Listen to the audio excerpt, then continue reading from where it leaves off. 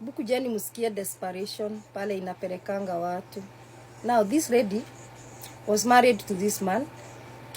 Wameachana, wamefanya mpaka divorce. Now this lady anarudi kama anaenda pale bwana yake, the ex anakaanga. I think the ex moved on, akaoa. Na huyu mama aliacha watoto. So this guy moved on, akaoa.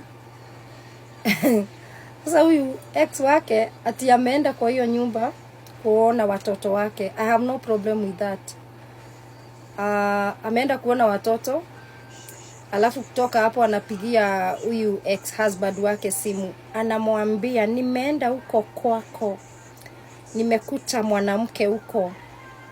Mimi sitaki huyo mwanamke alee watoto wangu. Sitaki watoto wangu walelewe na huyo.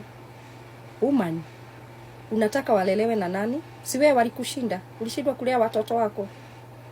Unataka ulelewe na nani? In the first place, kwa nini uliwacha hao watoto? Do you even have a heart in choosing yule bwana yako anataka kuoa? Alafu unaenda huko kufanya nini? Kama unataka kuona watoto wako, si you make arrangements with your ex how you will see your children. Where are you going there? Kama ulitoka. You have no heart kusaidia huyu bwana yako atakaa na nani, ataoa nani. You are now an ex. Remain an ex, woman. Stop that kind of desperation. Get a life. Kama ulitoka. Achana na huyu mzee.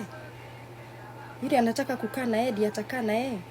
Yule anampea amani, hari arona thayu ni ho guikara. We agikono aremirwo ni kumuhe thayu na makelele yako na mudomo yako. Move on and get a life. Yeah.